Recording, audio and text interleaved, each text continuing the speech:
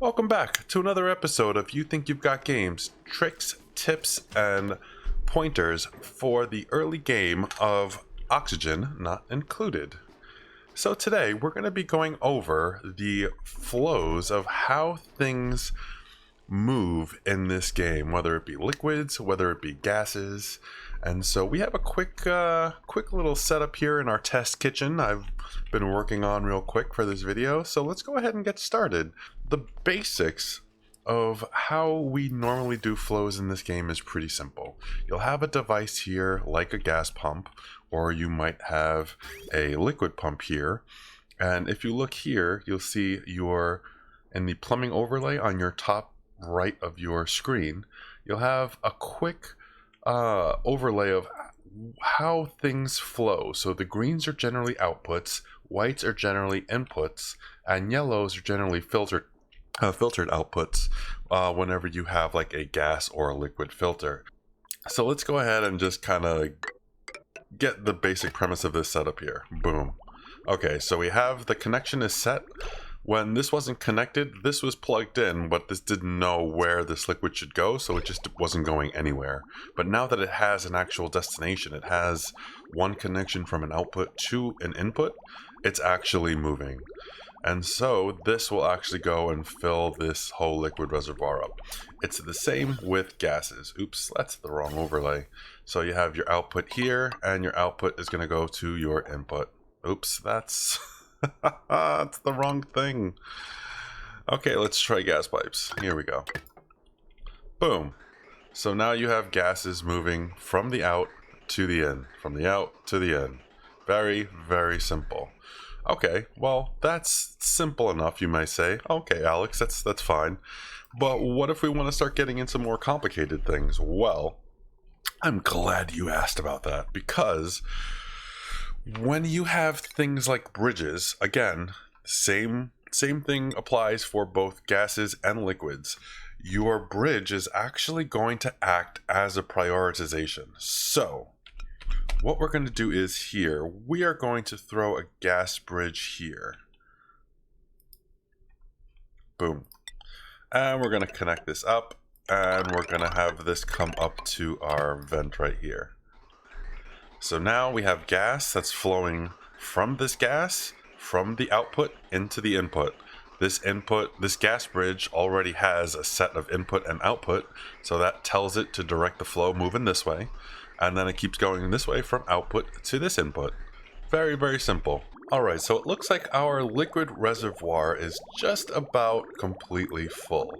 So what else can we do with these inputs and outputs now that we know how flows work? Well, if something is completely full like this, where it cannot accept any more liquid, if you run another pipe coming from that same input, this will say, okay, well, the flow of liquids are coming this way, and it needs to go from output to input.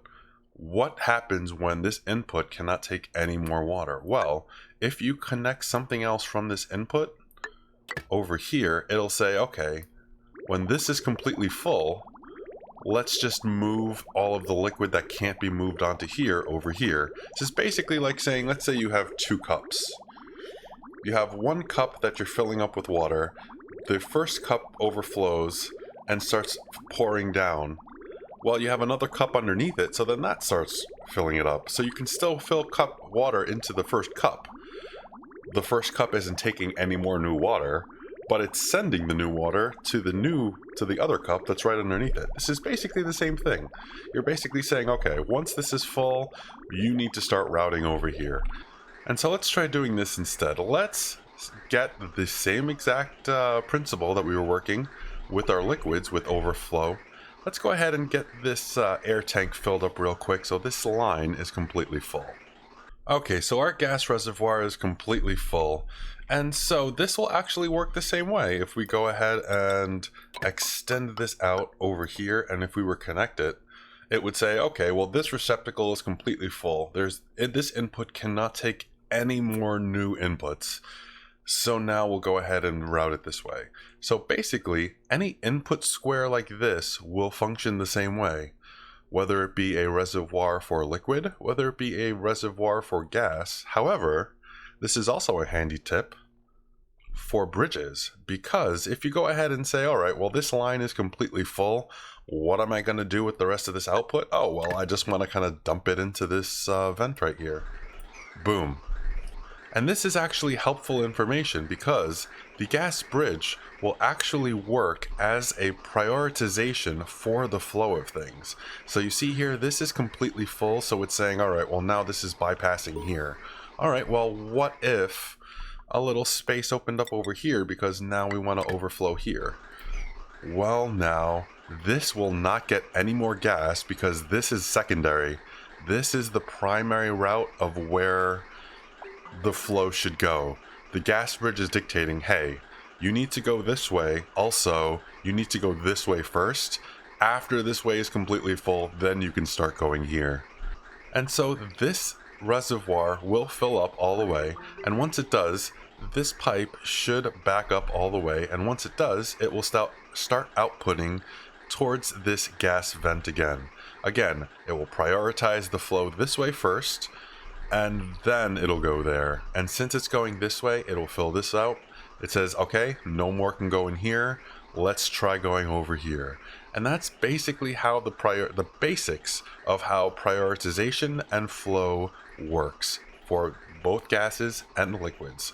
So let's go ahead and see how else we can possibly use this system to do something a little bit more practical in our base. Alright, so if you take a look here at what I've done, I've gone ahead and modified our plumbing situation just a little differently. So we have the water coming here, and then we have a liquid bridge. So this will say priority. It's prioritizing filling up our reservoirs. So let's go ahead and do this.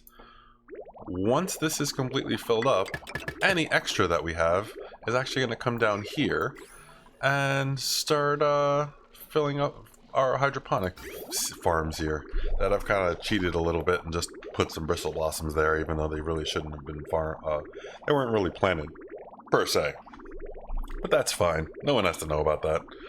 So you see, the water will go here. It will prioritize filling up the liquid reservoir first, and then once that's done, then it will come down here and start feeding this line. Only after this is completely full. After this input is full, this input's full, this input's full, there won't be any more room for any more liquid to go this way, then liquid will start flowing this way. However, we could actually change this up just a little bit more as well. We could alternatively do this, where now we've changed the bridge to come this way, and we're saying, okay, we want to make sure our bristle blossoms get fed first. So once this line is completely full and all of our bristle blossoms have completely had its fill of drink, then we want any extra water to come up to here to our storage area where we have some extra water.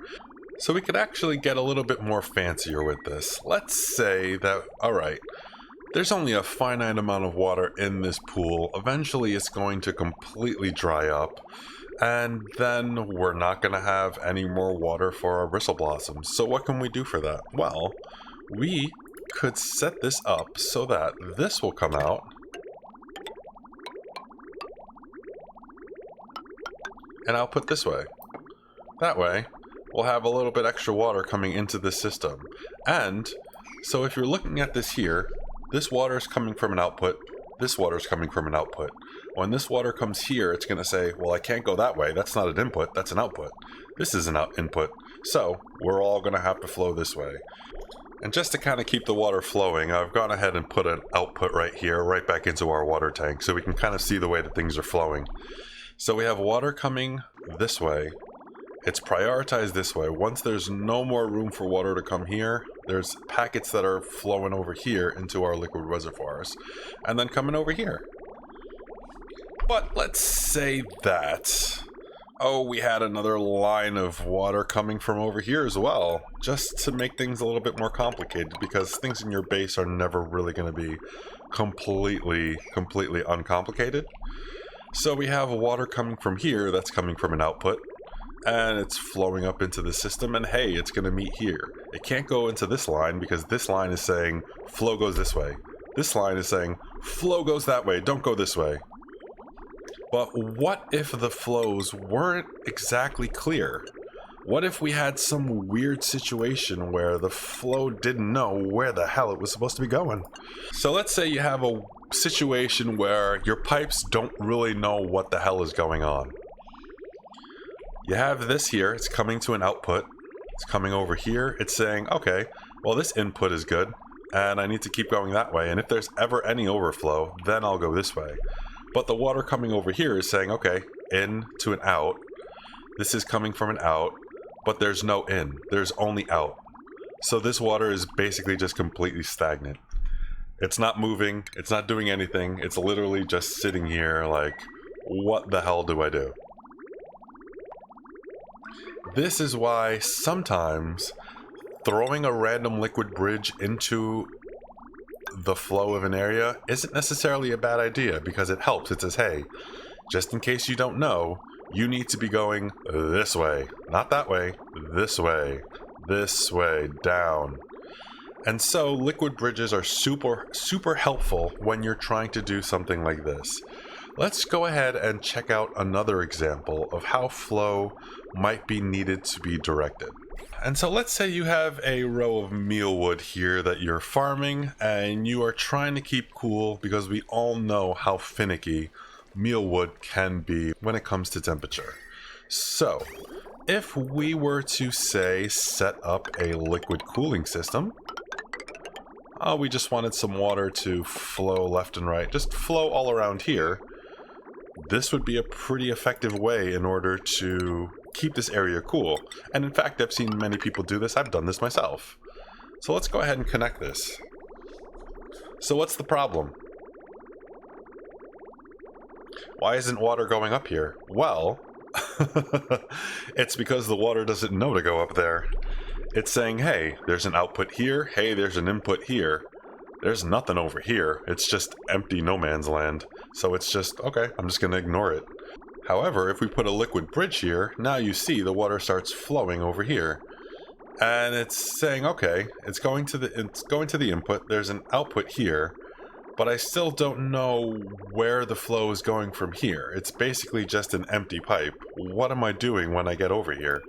You're also going to need a bridge in order to direct flow in this loop, because the water can come here and it doesn't know where to go. Well, do I go this way? Do I go this way? What do I do when I go all the way this way? What happens? So in order to do this, we need to tell the liquid, hey, you need to be going this way. And so that's what the liquid bridge is going to be important for. We need this to say, hey, we need you to flow this way. And so that's what it's doing. Let's go ahead and get rid of this liquid pipe. There we go. And so now you see the water is slowly starting to matriculate up and into this loop. And now this loop is completely full and can't take any more liquid. And so we can actually go ahead and deconstruct this liquid bridge. That's actually feeding this liquid loop, and we should have a completely self-contained loop. Here we go. And so this loop will stay completely closed, and we'll just keep going round and round, and it should keep these mealwood at a consistent 22-23 degrees, whatever is the temperature of the actual liquid in this loop. And since this liquid bridge was deleted, and it said, hey, there's no more input over here, the liquid backtracked and said, okay, well, we need to go towards this input because the flow will mindlessly go from output to input, output to input. That is the basics of how flows work in the game for both liquids and gases. And so I hope today's video was helpful. If you did like this content, please consider go ahead and hit that thumbs up button. If you'd like to go ahead and see more, feel free and hit that subscribe button. I should be releasing more Oxygen Not Included content coming out pretty soon. Keep your eyes open for that. Thanks again for your time, and I will see you guys on the next one. Take care. Have a great day.